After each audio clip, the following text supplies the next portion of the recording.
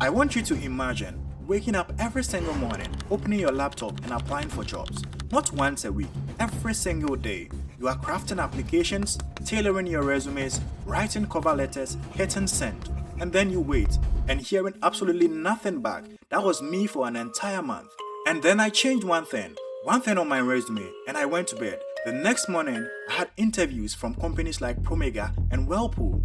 And over the next 30 days, I had 50 interviews booked. Yes, 50 interviews booked from companies like Whirlpool, GE Aerospace, Promega, Nuclear Company, Challenge, Anduril, the list goes on and on. This is exactly what happened. The full story, nothing left out. Before I get into what I did, you need to understand where I was coming from because context matters here. My name is Bot and I built my career in industrial environment. I'm talking about heavy industry, manufacturing, the kind of work where if something breaks, production stops and it costs thousands of dollars a minute.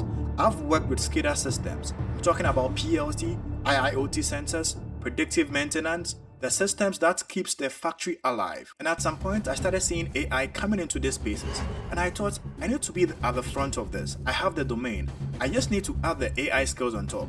So I did one thing. I began to learn Python. I learned machine learning. I built projects, anomaly detection on sensor data, predictive maintenance models, LSTM models for time series forecasting, real projects, not just toy data sets. I put together my resume, I uploaded everything to LinkedIn, and I told myself, I'm ready. I started applying. I applied for roles like software engineer, AI engineer, machine learning engineer, all the big titles you can think of. And I hit a wall I wasn't prepared for. And you have to know this. For 30 days straight, I applied every single day. I'm not even exaggerating. Every single day. I researched companies, I tailored my resume to job descriptions, I wrote cover letters, I optimized my LinkedIn, I did everything the career advice articles told me to. And I got nothing. Yes, nothing. Not rejections. Nothing is worse than rejections. I got silence. No callbacks. No recruiter messages. No automated rejection emails half of the time. Just nothing. And I want to be honest with you about what that does to you mentally because nobody talks about this part. You start questioning yourself. You think, maybe I'm not technical enough. Maybe I need another certification.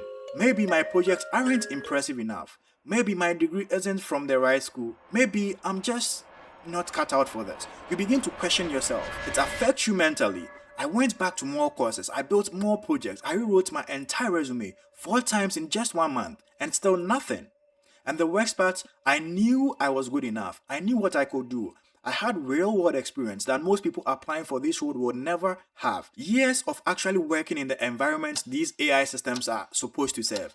But I couldn't figure out why nobody could see it. And then one night, exhausted, frustrated, ready to give up, I had a thought that changed everything. And that is why I made this video. So I was scrolling through LinkedIn late at night. I stopped at one job posting.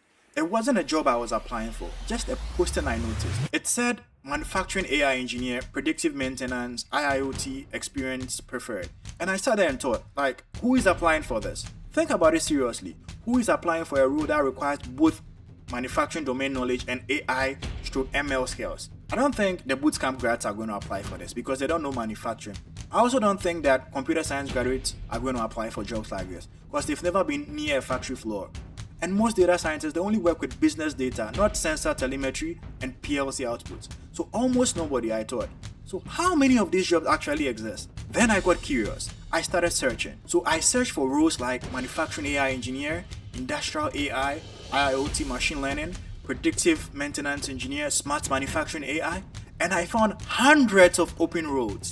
That was the moment, hundreds at real companies, big companies that make things, that run plants, that operate at massive scale. And these roles had been open for months in most cases, not because the companies didn't want to fill them up, because the right candidates, that is engineers like me and engineers like you, were all in the wrong pool applying for generic AI roles, getting buried under thousands of applications from people with computer science degrees from Stanford. Yes, I have been competing on the wrong battlefield for an entire month. I wasn't losing because I wasn't good enough. I was losing because I was invisible in the wrong crowd, when I could have been the most obvious person in the right one. So that was the moment that everything changed. The same night, I rebuilt my resume from scratch. Not the format, the language. The first thing I changed was my title. I replaced my job title, that is AI engineer, with manufacturing AI engineer. 3 words, that's it. Are those 3 words signal to every recruiting algorithm and every hiring manager exactly who I am and exactly what problem I solve? Then I went line by line through every bullet point of my resume and asked one question. Does this speak to a manufacturing company or to a tech company? Everything that sounded generic got rewritten. Yes, I made sure I refactored the whole resume to match the language of manufacturing. An example is this. So in my old resume, I had something like, I built a manufacturing model for anomaly detection. I kicked that out completely, refactored it to, I deployed anomaly detection models on industrial sensor data from PLCs and SCADA systems to predict equipment failure before it occurs. Yes, that is domain knowledge, that is domain language. An example is this. In my old resume, I worked with time series data. That is very generic, and who is even going to see that? So I refactored this into, I analyzed high frequency telemetry from IoT sensors across manufacturing lines to identify drift patterns and prevent unplanned downtime. So this is the same experience, completely different language, completely different signal. I wasn't changing what I did. I was translating this into the language of the companies I actually wanted to work for. Then I updated my LinkedIn headline the same night, the same shift. Manufacturing AI engineer, industrial AI, predictive maintenance, IoT. Yes. So I went from the generic AI engineer to manufacturing AI engineer, industrial AI, predictive maintenance, IoT. Yes. That was what changed the game. I also changed the keywords in my LinkedIn about section. So SCADA, PLC, Industry 4.0, even Industry 5.0, smart manufacturing, edge AI. So let me be clear with this. I didn't do this because I wanted to stuff keywords, but because these were the actual words that described my actual experience. I had been hiding them to sound more like a generic tech candidate. And these were the actual words that described my actual experience. I went to bed and the next morning I had 2 interviews, one from Whirlpool and one from Promega. I knew I had done something different and the results were already coming through. Within 48 hours I had 4 conversations booked. Within 1 week I had 12. Within 30 days I had 50 interviews. Yes, 50 interviews. I had to pick and choose which interview to do and what not to do. That was the beauty of the change that I did. It was just results driven. And here's what changed that nobody tells you about. The conversations were completely different, yes. Before the switch, I did occasionally get a generic AI engineer screen and it felt like a test. Someone asking me to explain what gradient descent is, somebody asking me to write a sorting algorithm, asking me to describe the difference between supervised and unsupervised learning. Things I knew, but things that had nothing to do with the value I could actually bring. So after the switch, the conversations were about real problems. An example is a plant manager getting on a call asking, we have 3 production lines and we are losing 8 hours a month to unexpected motor failures. Can you help us build something that catches that earlier? An example is also another operations director asking, we have 200 sensors running 24 hours a day. We have no idea how to turn that data into decisions. Where do we even start? Yes, I was so happy because these weren't interviews anymore. They were conversations between professionals about problems I had actually spent years thinking about. I wasn't performing. I wasn't trying to remember the right answer. I was just talking about work I actually know how to do. And that is just a simple thing that changed the game for me. When you are a manufacturing company trying to hire somebody who understands both the world and AI, and that person walks into the interview speaking your language fluently, it's not even a competition anymore. You are not a candidate anymore. You are the answer to what they've been looking for all along. And that changed the game completely for me. I remember I had an interview with Caterpillar where I was asked, how do you troubleshoot this problem? The manager was so impressed. I had the job right in the interview before the interview ended. The manager promised me, hey, this job is for you because we've done several interviews and nobody delivered like the way you did. Because I wasn't performing anymore. It was just what I have done in the past that I was explaining. It was as simple as that. The game changed for me. I want to give you the real lesson underneath all this because it's bigger than a resume tip. The AI job market right now has completely 2 different worlds operating at the same time. World 1, that is the generic AI. It's oversaturated. Hundreds of applications per posting. Companies with the luxury of waiting for the perfect candidate from a top school. That is brutal competition right there. Long wait, silence, that is what you're going to experience. Then we have World 2, the domain AI. Undersupplied, completely undersupplied. Companies desperate for people who understand the industry and can build AI systems in it. Roles sitting open for months, hiring managers actively searching LinkedIn for the right person. Most engineers with domain experience are stuck in World 1 because that's where the famous job titles are. That is what everyone talks about. That's what the LinkedIn advice tells you to chase. But the engineers who figure out World 2, they stop searching and they just get found. Your domain experience is not a baggage.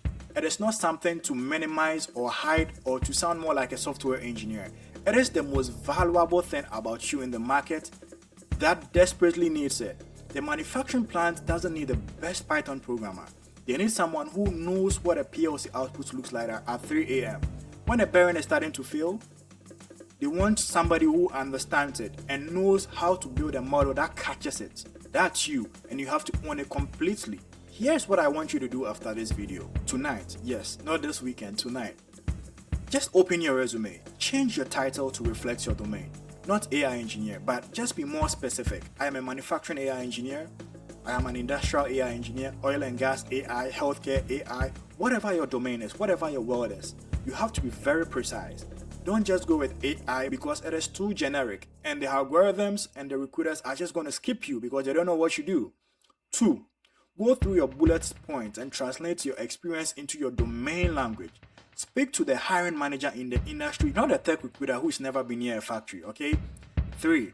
Update your LinkedIn headline and about section with real keywords from your domain. SCADA, IIoT, predictive maintenance, Industry 4.0, whatever applies to you. 4. Search for roles using domain-specific titles. Manufacturing AI, industrial ML, smart factory, condition monitoring.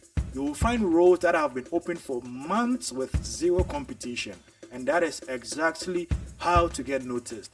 Go look for these roles. 5. Just apply and watch what happens. 1 month of silence ended overnight for me.